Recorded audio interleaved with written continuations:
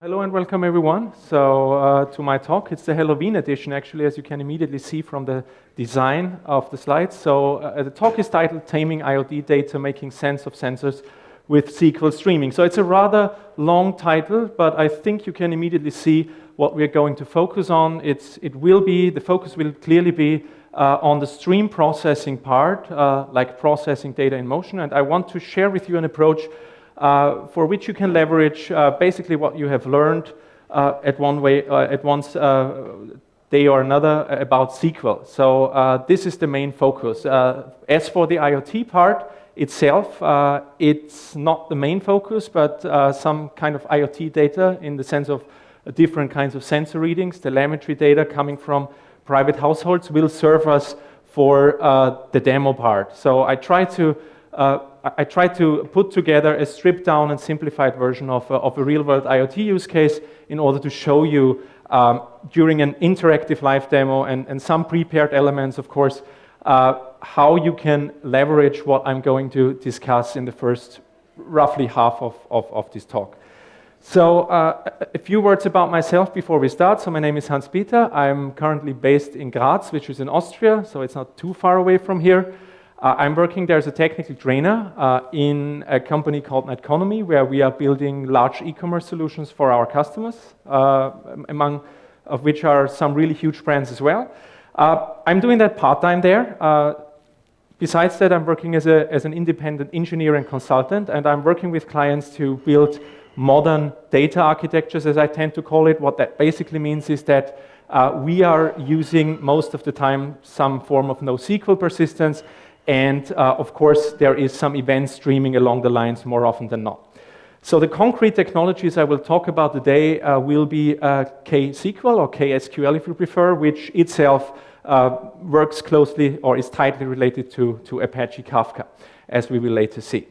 So I want to start this talk with a question, namely, what is stream processing or just streaming for short? And I think you can look at that stream processing space from various different angles, but one definition which I like a lot is given by a guy called Tyler Arkidow, and he describes stream processing as a type of data processing that is designed with infinite data sets in mind.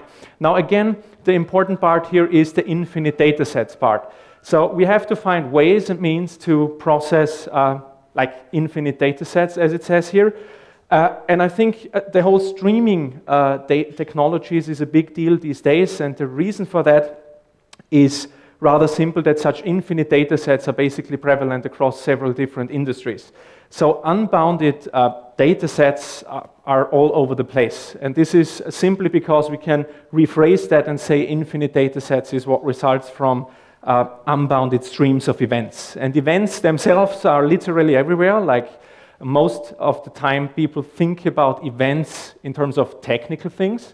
That's absolutely legitimate. Like there's lots of examples for technical events, like an application log entry that gets written, an API request that's been made, something else like some type of error that's raised in some of your applications. Like these are just some examples, and I'm sure you can come up with plenty more for technical events. But in fact, our whole world, if you take a look around us, can be understood and modeled as a series of events which are continuously happening as we speak. So somebody drops a pen, somebody is checking their phone, somebody is falling asleep in the back row, hopefully not. I'm quickly checking, but no, I'm just kidding. So you name it, like events are everywhere, they are happening, and we want to find ways and means to process them with low latencies. And we want to do that because the second observation is that people are rather, like, first of all, demanding in terms of customers are very demanding, customers are very impatient, and I am impatient myself as well as a customer. So everyone wants things to happen then and there. So nobody wants to wait for answers anymore these days. And I think stream processing can help us to lower the latencies that we can achieve towards coming up with answers to critical business questions in a timely fashion. Now, when I'm talking about streaming technologies, I'm not talking about things that might have been retrofitted, like old technology stacks, which have been revamped to away from some kind of batch-driven workflow towards something that looks as streaming, but I'm talking about things that have been purpose-built from the very first minute with data in motion in mind. Technologies which embrace the fact that events are first-class citizens when we talk about data processing. Now, the promise being that if we get it right, we can hopefully achieve faster results. At the same time, we can achieve hopefully accurate answers, because this is also something where stream processing in its very early forms or beginnings was always seen as something that is not completely accurate. So it was most of the time like combined with some sort of batch processing to make up for some slight errors in calculations. But the whole technologies in that area have come a long way since then, and we can definitely achieve accurate answers these days, provided that we choose the right things to do and apply them properly. Now, there are several challenges. Now, it might sound reasonable to leverage some kind of streaming technologies along the way as a company, but there are several, I think, manifold challenges, and I don't want to like exhaustively try to list them all. But when I talk to people, what I realize is they are somewhat hesitant when it comes to adopting any type of stream processing technology. And I don't even blame anyone for that. I think, I mean, when I look back into my own experiences from the past, I was also working with non-streaming technologies for a longer amount of time than I'm working in the streaming space. So I think to some degree that's historical, that's about the evolution of our whole industry. That's not there in all areas or in all people's minds yet. On the other hand, I think it has a lot to do with the stream processing landscape itself. There's plenty of things you can choose from. The stream processing landscape has literally exploded over the last couple of years, and this is just like a very, very small and limited subset of different technologies that all promise to offer stream processing in one way or another. And please don't see that as an exhaustive list. Don't see that as a personal bias of mine. It's just a selection that I think represents different areas, very new ones, pretty older ones, some older ones, and most of them, if not all, I think are not only open source, but even under the Apache umbrella. So that alone excludes a lot of the proprietary things in that space or cloud vendor specific technologies. None of them are listed, and it's still quite a difficult selection to choose from. So some people would even go as far as call this landscape, as it became over the last couple of years, to be a mess. I'm not doing that. I don't think it's a mess, but I think it's a maze for sure. So you might feel a little bit like these folks here, like maze runners trying to find their way through a sheer overwhelming number of technologies. And obviously, I cannot even, it wouldn't even fit into a single talk to try to compare all of them in a reasonable way. At the end of the day, most of the time, this would end up in some form of religious discussions anyway, like everyone has their own personal bias, so do I. So obviously, I had to make an upfront decision, and I want to introduce you to a stack which I think is definitely among of the more accessible ones, if not the most approachable one that you can find these days. It's called KSQL, and itself is baked by Apache Kafka under the covers. So this is something that, so when you leverage KSQL, the only real underlying backing and storage system that you can use these days is Kafka. Now, talking about Kafka, I think if I ask the question now, who has heard about Kafka, I think, who has? Yeah, some hands, some are maybe shy, yeah. Who tried it or has seen it in action? Okay, also at least a few, this is good. So this shouldn't be an introduction to Kafka itself, but I just want to explain you some very simple things to keep in mind so that it somehow makes sense and you are able to follow along in the demo part of this session. Now, Kafka basically offers you three key capabilities. Simple pub/sub scenarios, so you can use it as a pub/sub system. The thing is, people often mistakenly assume this is the only way you can leverage Kafka, simply because it started out like that. But Kafka is more than just yet another message queuing system. In fact, it has various different design principles that it's built upon, which we cannot discuss in depth here. But two other very important properties of it are that it allows you to store your events, so you can use it as a storage system for all your events that you publish to some so-called topics. You can very specifically decide how long you want to keep data around. There are retention policy settings for that. You can even go all in and say, if you can like afford it storage-wise, you can say, I don't care, I want you to store all the events that I ever created. That's fine if your use case would need that and support that way. And then again, you can do near real-time processing on the data as it flows through Kafka events. So these three things can all be done thanks to the distributed nature of Kafka itself, be done in not only in a scalable way, but in a fault-tolerant way. And again, there, Kafka is very flexible. You can decide very specifically how much fault tolerance guarantees it should give you. Basically tweaking and tuning the replication it uses to replicate data across many so-called different brokers. So, that being said, Kafka, everything we do with Kafka is centered around dealing with events, and I think this is also the reason why it is called these days an event streaming platform. So it's about data in motion, it's about events, and this is where it got its name from. Then there are several different APIs you can leverage from a developer's perspective to interact with any type of data that you have already in Kafka or that you are about to write to Kafka. So, for instance, you can have a very typically lowest level approach and go with the producer and consumer API to just publish data from some applications, and some other applications consume that data. They subscribe to topics, and then they can read off of these topics new messages as they arrive. Now, when it comes to data integration scenarios, you would normally don't want to build that on your own. You use the Connect API, or actually not the API itself, the API you would use when you want to write a so-called connector from scratch. This is for most use cases not needed at all. So there's plenty of pre-built turnkey-ready connectors available to bring data into Kafka with so-called source connectors, and to get data out of Kafka again to any kind of data store with so-called sync connectors.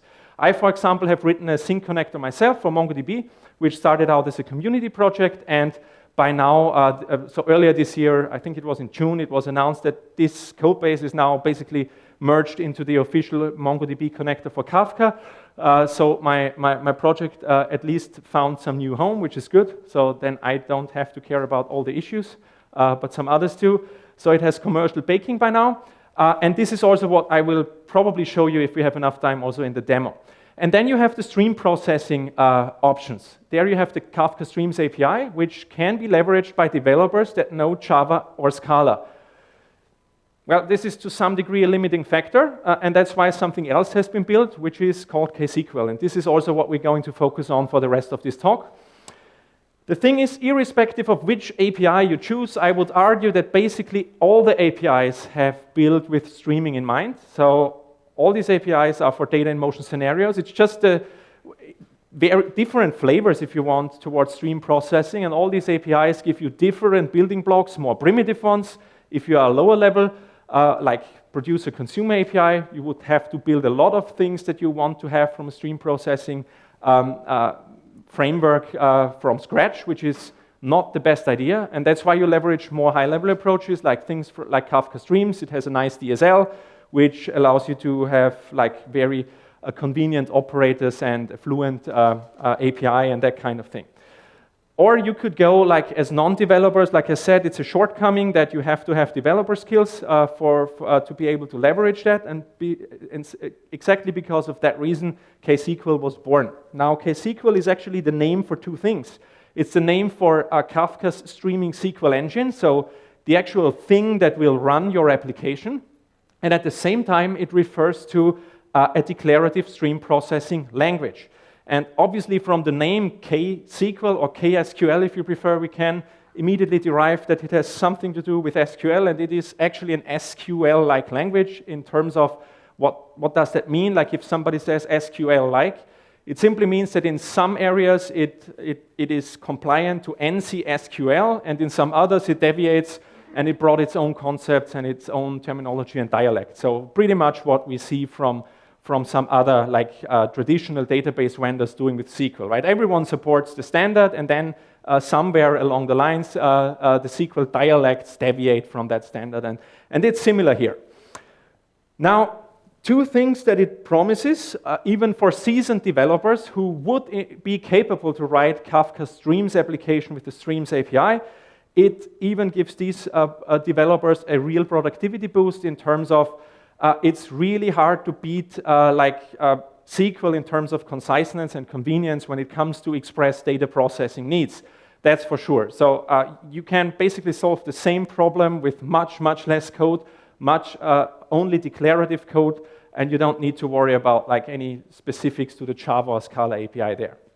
But more importantly, I think it unleashes stream processing for the masses in terms of everyone, like I said, that learns SQL at one day during their life can reuse the skills and knowledge about SQL, at least subsets of that knowledge in order to write stream processing applications. And I think this is the most exciting part of this project, which, by the way, is developed open source as well. It's developed by, the roadmap and everything is steered heavily by Confluent, which are building the whole streaming platform around Kafka. A lot of additions to the actual Apache Kafka project, but still everything that they do is open source. Now, talking about KSQL in your blood cell. Wait a second, did I just say that? Like, oh, what's going on with that slide anyway? So obviously that the conference theme, I'm sorry, somehow got really into my head, so forget that this slide was ever shown. So what I actually wanted to say is KSQL in a nutshell. What does it mean? So, like I said, it's built on top of Kafka Streams API. So Kafka Streams API is basically sitting or baking everything we do with KSQL. The good part being we only use SQL. You see some like generic kind of SQL statement on the right side. We will see some more concrete ones during the hands-on part.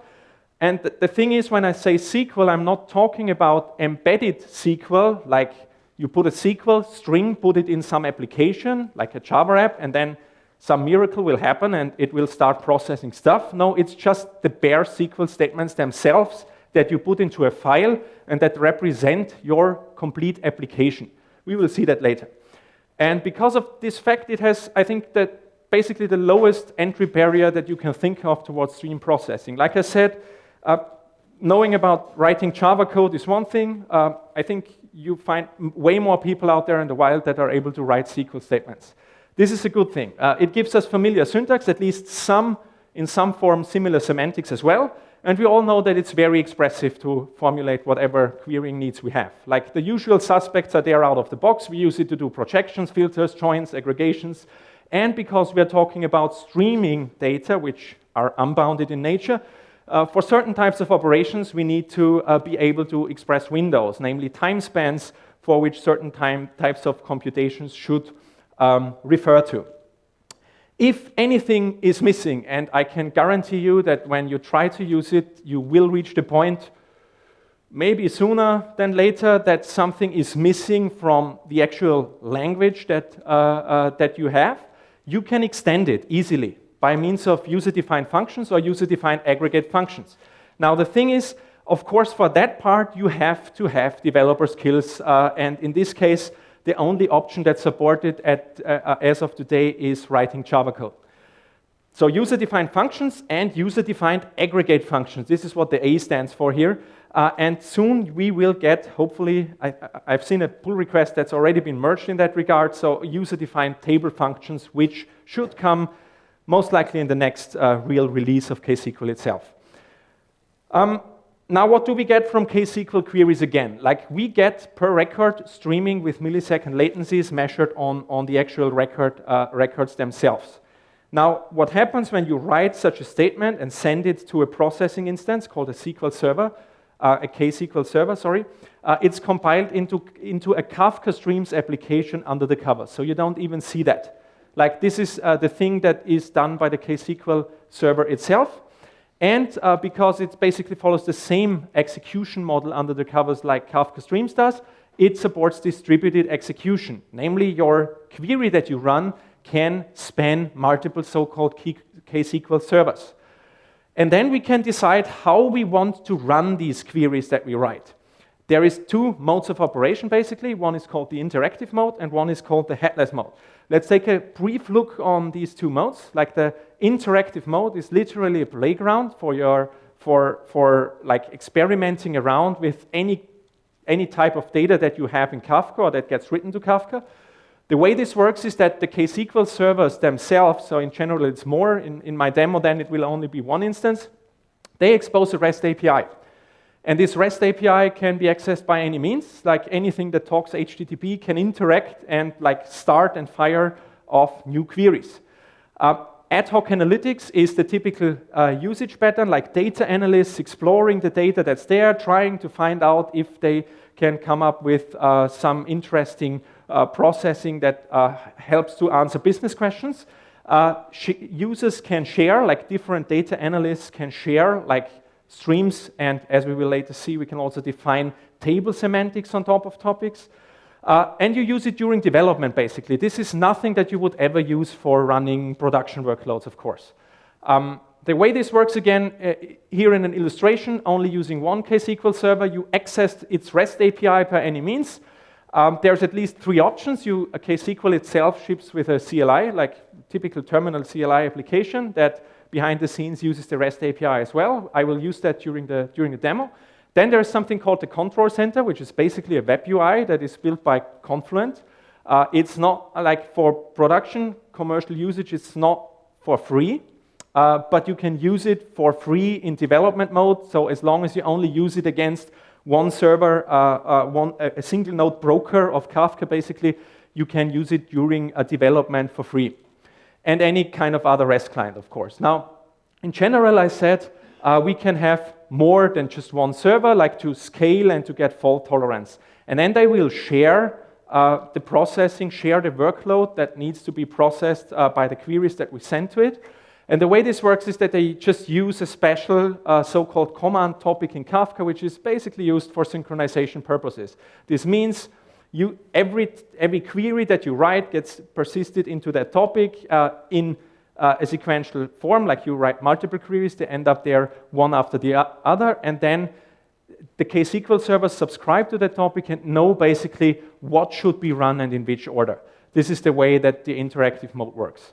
The other mode, like I said, or the good part is that I almost forgot to mention, I mentioned it on the slide previously, is the fault tolerance part. So if we maybe decide to scale down on purpose, or maybe we lose an instance by accident, I've heard such things should happen, believe it or not, then the good part is we ideally don't even realize, maybe we realize that the processing is not so fast as it was, but we don't have to take any particular manual actions for the processing to continue. The way this works is basically going all the way down through the Kafka Consumer Group protocol, which underpins everything. And basically what happens is that the remaining instances will be stand-in for the lost instance and process the parts of data that the instance that we lost should have processed before it died. So all of that happens completely transparent to those that write the queries or the actual applications in that terms. Now, the headless mode, the other mode, this is what you would use in production. What this means is you write all the queries that your application needs into a SQL file, and then you point your KSQL servers during Bootstrap to this file. So you basically provide the file as a start parameter, and then they will parse the file, generate the K-streams applications under the covers, and they will run the streaming queries for you. This allows you to do workload isolation, and this also is a good approach towards security in the sense that as soon as you run this mode, there is no REST API anymore which is exposed, which is a good thing. So no user can come along and interactively start a horrible query that may bring down your whole workload. So it's a lockdown approach in that sense, and you would choose that approach to do your production deployments.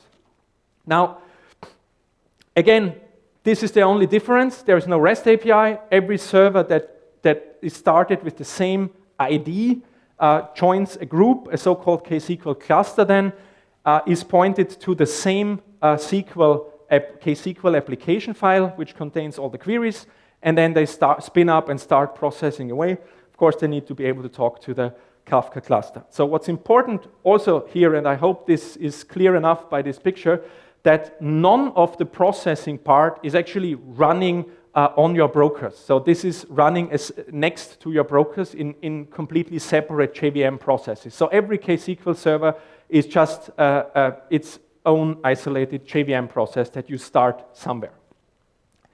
So I think it's enough talking. We should see some of these parts in action.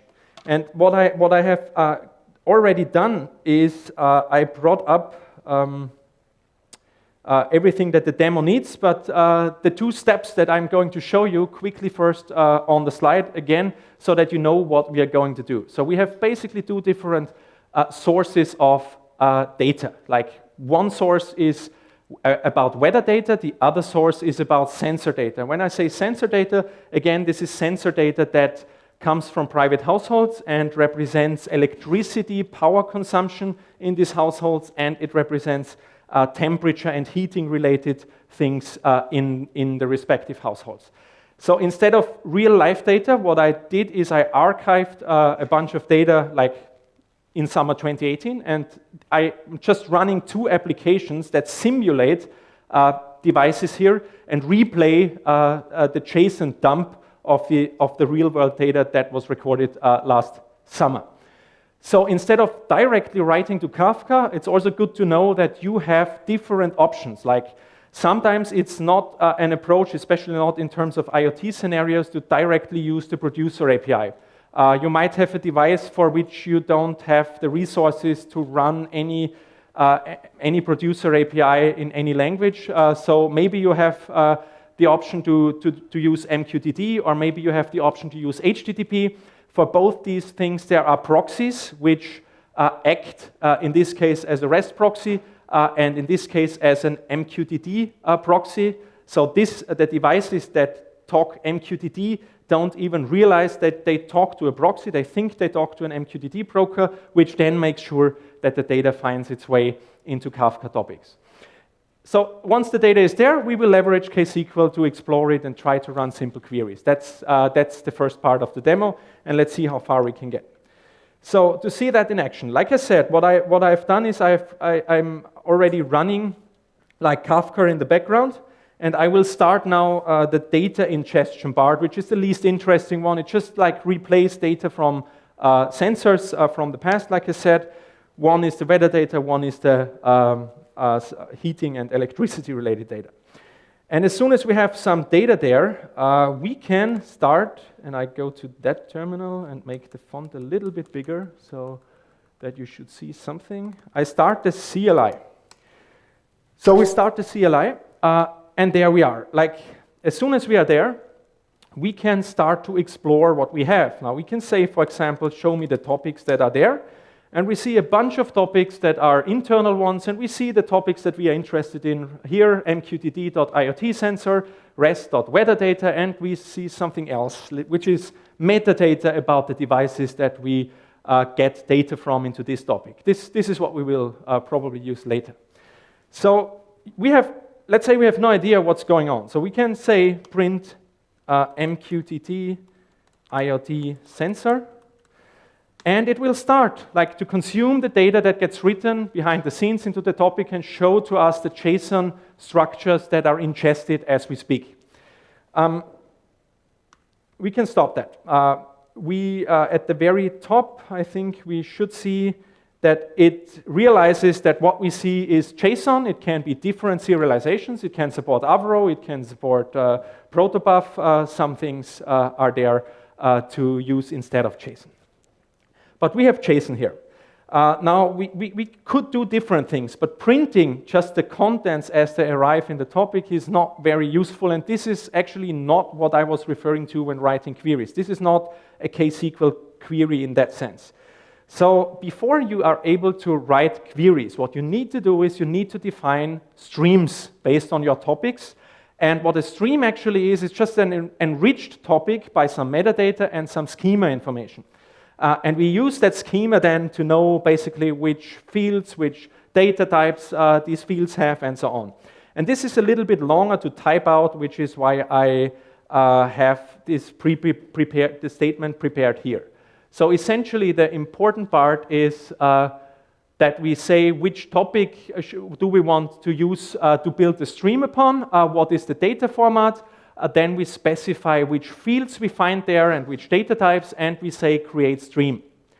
The other part is just saying that it should use event time semantics, and we say the timestamp can be found in the payload itself, which is also called timestamp as a field, and we can define in which datetime format this timestamp comes so that it knows how to deal with it. Now, when I run that statement, I create a stream. And once the stream is there, of course, we can say, show me all the streams. Again, one of the streams is an internal stream, which we don't care for now. The other one is the one that I just created, like the Kafka topic, the format, and the stream's name. And once that is there, we can start to write such queries. Like we can say, the most simple query that you can imagine when you have that stream, what would that be? Can anybody help me? Select star from LD IoT sensor, exactly, thank you. And when I do that, it starts processing. And you see one thing.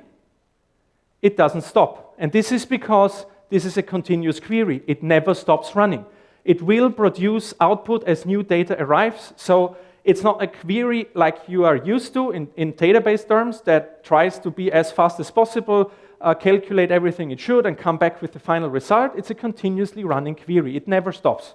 And this is, in that case, on purpose. Something that is horrible when you would run that against a database. If your query doesn't respond in a timely fashion, something is wrong. Here, this is just normal. So this is the one thing that you need to wrap your mind around. You write queries that essentially never stop. So I will stop it now and force it to quit by Ctrl-Z. Again, then, like you would assume, like you can say, well, I am only interested in the serial number and in the, I don't know, in the timestamp and in the payload type. And maybe I only want for inspection purposes, because again, this is an interactive session where we want to get an understanding about our data. I only want to see at most 15 such statements. And in this case, sorry, from limit 15, serial number, there's a typo, of course. I never make typos, it's just a bad keyboard that I'm working on. So this is what you would get, right? You would project this stream in near real time, so as new data arrives, and here, since we put a limit clause, it will stop. So this is the only way in the interactive mode to stop a query after some, in this case, after a certain amount of records, without having to actually kill it. Then again, we can do things like we only want to see where the type is multiples, like we can do filtering. Also not very surprising that we can do that, and then we don't see the control data anymore. Like everything that you are used to from these very, very simple SQL commands, you can immediately apply on data that is in motion. Now we can do more useful things, like we can say, again, this is just like a query that runs, starts a Kafka Streams application under the covers, and streams back results to your terminal window. But it's an ephemeral query in the sense that it will be killed in my terminal session at one point, and then it's gone. So nothing of what it does is persisted in that case. There are persisted queries that we can run, like a create stream query that we did. Then we can say, well, we can derive streams of other streams. This would be a different projection example showing you that you, for example, could also use a case statement and say, well, every time the payload is modbus, I want it to be rewritten to electricity because that's what the actual data is about. Every time the type is control, it should be rewritten as heating. Stuff like that, or timestamp functions and things like that. This is just there so that you see that you can do a reasonable amount, a reasonable form of different types of projections as well.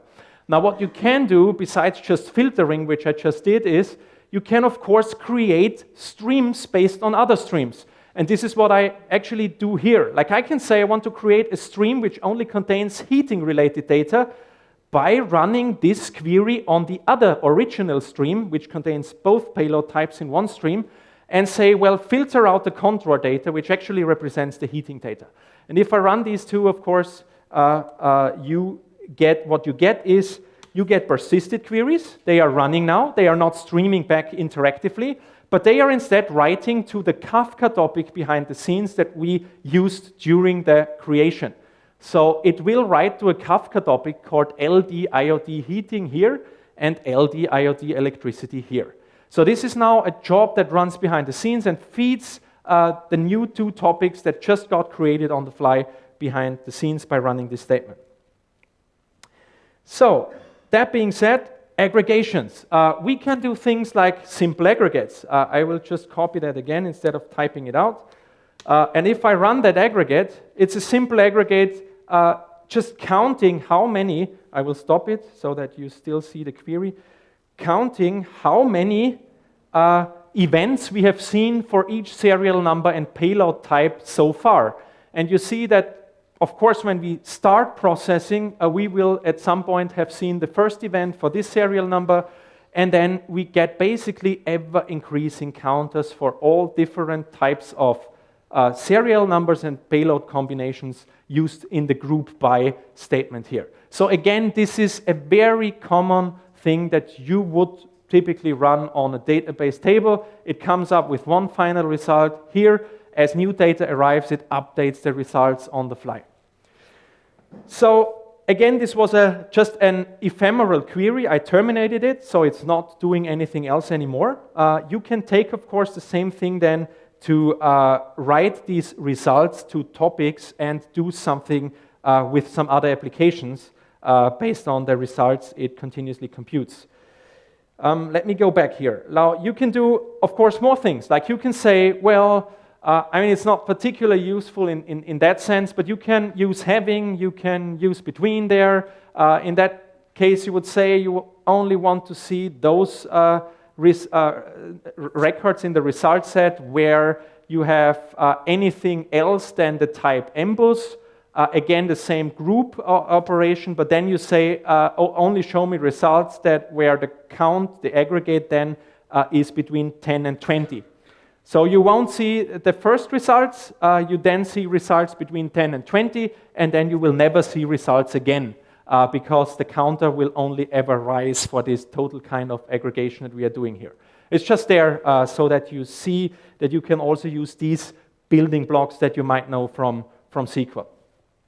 Then you can do a bit more, like I said, instead of only doing total aggregations, you can do window-based operations. And this is the first time where it really deviates, except for the user-defined functions here, where it really deviates from standard SQL in terms of there's a window operation. They say there is this is just one type or one semantic of windowing that you get, a tumbling window. You can specify a size and give it a certain duration.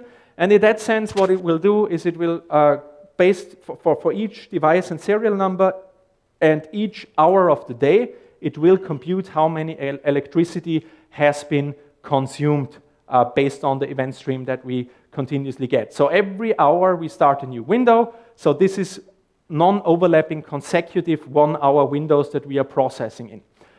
If I run that, of course, just to show you how it would look like, you would, in addition to just a group by serial, you will get, and I will then stop it, you will, so that I can explain it to you, you will see that you get now, I stop it now, you get here the information which hour of the respective day are we talking about in terms of the window. And then we see, okay, what is the serial number? How many events have we seen in this hour for this serial number? And what was the actual electricity consumption in kilowatt hours so far? And you see that as we process the data, these windowed computations, this is still the same window, get updated as we see new events. So the counts are rising again, and the electricity consumption is rising, until the point where a new window would start, and then it would reset the stateful counting and stateful sum operation in that case. Then we can, of course, say this was ephemeral as well. And this is the point in time where you should understand that you can take any stateful query and produce a so-called table on top of it. And it works in a way that every table only contains one entry for each and every key, unique key that it has seen so far. And every time it sees data for the same key again, it will update the corresponding record. So in that sense, you can imagine it like a huge map that has keys and values. The value is what results from your computation, and the key is, in this case, given by our group operation. So I can do that. And if I do that, of course, I don't see data immediately. But data is now computed in the background, and now I can use the table. Sorry about that. I can use the table just like so. Select star from event counts per serial. This is this total aggregation where we just counted how much we have seen, and then we can say maybe we only want to see this for one of the two devices. Then I will take one of the serial numbers, feed it there. Oops. Again, I don't know what's going on with the keyboard. And then we just see that. But here again, you might wonder, well, this is a table we are querying, but still, it gives us continuously new results. And the reason for that is, of course, that the table gets updated behind the scenes every time it receives data for the same serial number in that case. So we see that also a query against the table is not something that would terminate immediately in that case. So even like querying tables is a continuous thing to do. That being said,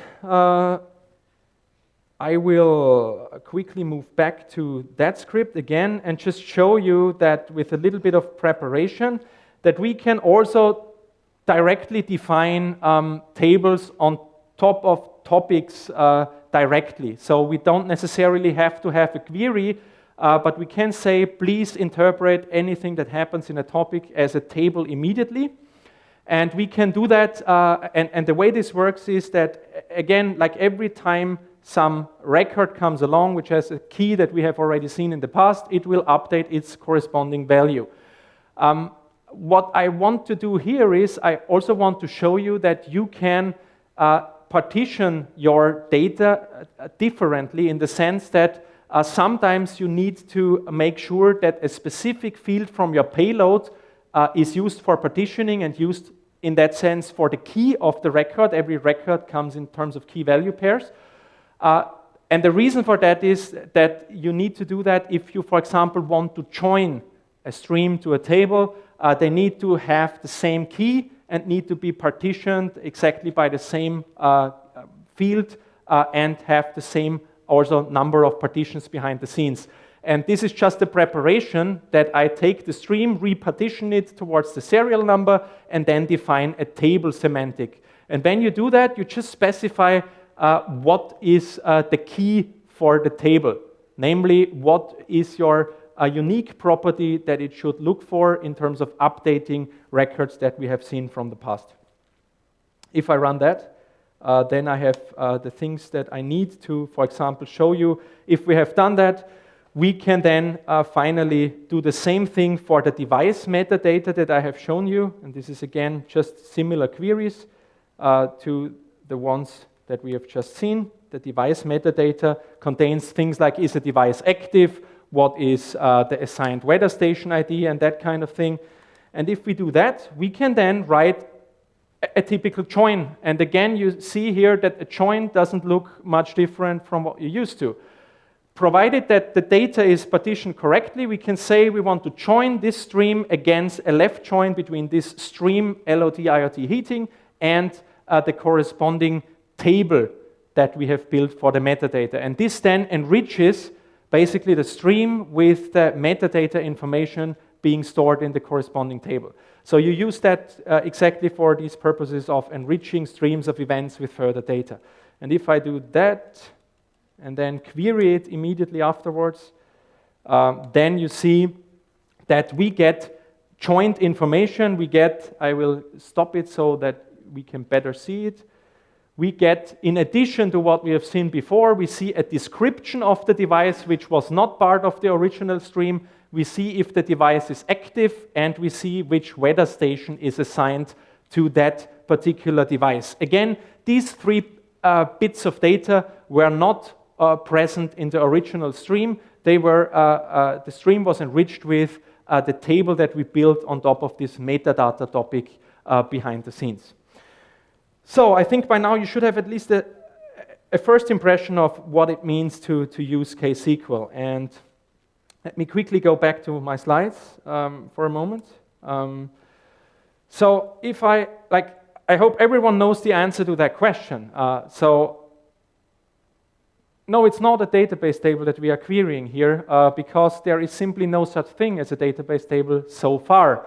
But talking about databases, the thing is, as it stands now for the demo itself, all of what we have done is just happening in terms of persistence in Kafka topics. So you cannot really leverage that data directly, let's say, and serve it from a data store. So most of the time, you would still need for various use cases, you would need, in addition to that, some form of operational database that you would use to send at least parts of the data that's processed behind the scenes over to the database. And exactly this is the last part of the demo that I want to share with you. So the data integration part, and as I said, we won't need to write any kind of code, no boilerplate, no nothing. What we do is we use a turnkey-ready so-called connector. In that sense, we want to bring data that is ingested and data that is processed and written back to Kafka topics by KSQL and ship it to the operational data store. In my example, it's MongoDB, and it's using the sync connector that I originally wrote. So I hope that it works. Otherwise, you can blame me if it doesn't. And based on that, once the data is there, again, this will happen continuously in a streaming fashion. This is not just like shipping over what's currently there in the topic to the database and then that's it. It does that of course, for everything that's there initially, but then it continues to stream these results from the stream processing app into the database as new data arrives from the ingestion on the left. And then we can use anything we want to build applications on top of the database itself.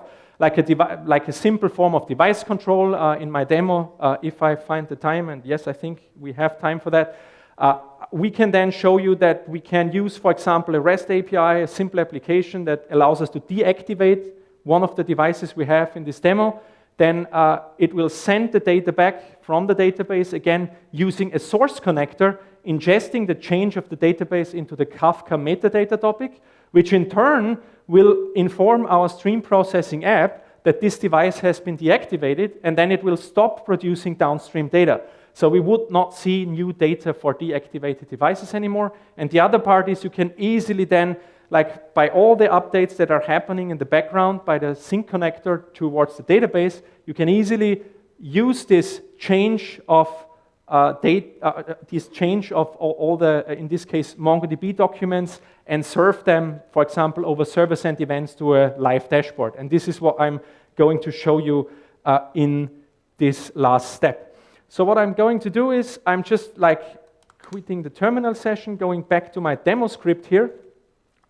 It was here. I will just run now a KSQL file behind the scenes containing pretty much very similar statements that I've just shown you. It's just a bit more so that everything is there that the demo needs. But you see that this is now replayed from a file. It's just similar queries that we just wrote, just a bit more. And now comes the part for the data integration. Now, it will spin up connectors behind the scenes. And it will do that simply by means of JSON configuration. All it does is it sends a post request to the Kafka Connect process running behind the scenes. And this is not easy to look at, so I will show it to you in the editor here as this one. So this is basically one such connector configuration. This is all you need, for example, to send the split, originally unified stream that was split apart into two different Kafka topics. You specify which topics you want to use. You specify the fully qualified class name for the connector. You specify what data serialization is used, string for the key, JSON for the value, and then you hand it a MongoDB URL, a database, and this is one option that we didn't talk about, which is specific to Connect. You can do simple message transformations to the data in flight as it is shipped towards the database. Here we will just say that it should use the serial number of the payload as the key, and this will then be used as MongoDB's _ID field as a unique identifier, basically. But that's sufficient to do, and I have done it already in the background. So what we should see here when I refresh that is, and I will make that bigger, is besides the metadata that we have two new collections. And when I enter one of such collections, we see exactly the data that we have seen for the electricity payload. The heating data looks different, like that, way more fields in the payload. And you see the important part here, this is the number of documents that are there, and when I refresh, you see that the number is rising, because everything that happens to Kafka topics is automatically shipped forward to MongoDB behind the scenes. Now, you cannot only do that for simple, basically one-to-one pass-through. You can, of course, leverage the same approach for all the aggregations. This is just firing up additional connectors. For example, to bring the pre-aggregated data that the stream processor computes behind the scenes, also towards the database, so that you can serve it to some other application from there. If I look now, I have a bunch of more collections here. Like this is, remember, the total counting. In a tabular fashion, it looks like that. Which serial, how many events, which payload type. Again, if I refresh, you see the counters are updating in place. This is basically also done just like taking the results that are written to the Kafka topics, again, using the sync connector to ingest it there. Obviously, it uses upsert semantics instead of the insert semantics that we have seen for the other two topics, so that we will only ever see as many rows as we have different combinations of serial numbers and payload types. So in this case, we have 4. 2 payload types, 2 serial numbers. And then we can do these different pre-aggregated roll-ups here, like showing the energy consumption. And again, it's the same thing. It's hourly, 10-minute, and daily consumption of electricity, showing us everything pre-aggregated, and this can be easily served to a client application in near real time. The database doesn't need to calculate anything, it just serves whatever gets written to it. And to show that to you, and this is the last part of the demo, I've done a very, very simple front-end application. And if I run it, it looks like that. So I'm not a front-end developer, don't blame me, but what you see is basically 4 charts, 2 for each device. Here you only see probably not the best way to use a line chart here, but you see the total number of events for each type of payload for the devices. More interesting below here, you see this hourly energy consumption in kilowatt hours for each device, and as new data and new hours come along, we will see the bars are rising as new data arrives. So it should show us, ideally, in a few moments, also a rise of bars here. We receive data here. We obviously don't receive energy consumption data here, which is, now it comes along. So you see that in this hour there was almost no consumption for whatever reason. Here you see again the next bar is rising, and again this is not like polling in the background, this is pushing down, in this case, the change stream events from MongoDB directly into the dashboard. So this is something that even scales, because, for example, that is done using reactive web stack of Spring Boot and just pushing out the change streams from database reactively over server-side events. That basically concludes the demo. I'm at the end of the session. Just bear with me one more moment to wrap this up. We can say that we can, with KSQL, we get stream processing with SQL and nothing but SQL. So no magic there. It's just like writing SQL statements and having something that is processing them. The important part is also it's not only something that would fit a really huge, massive kind of high-velocity stream of use case, but you can do that equally well for smaller scale. You can deploy it anywhere in any way, like it's just like JVM processes that you start. Go for bare metal, it's also fine on premise. Go for containers and VMs, go for Docker and Kubernetes, everything works. So it doesn't impose one type of deployment strategy onto you. You can freely choose whatever fits your needs. And you don't need additional infrastructure in the sense that you don't need to have anything else next to your brokers and KSQL instances, which are just JVM processes after all. But if it's just one thing and one thing only, I would really like you to take away this, namely that even if your obsession tells you to do batching or any type of traditional thing, I'd really like you to try it out, to give it a spin on your own, walk away and stream with KSQL. Of course, the choice is yours, folks. Other than that, if you liked what you heard, reach out to me on Twitter. I think to stay in contact, that's the easiest way to do. I think we don't have officially time for questions now, but I'm sticking around for sure the rest of the day. And yeah, enjoy the rest of the conference. Thank you very much for your time. The slide deck can be found there already. Yeah, and feel free to say hi and ask me anything afterwards. Thanks a lot.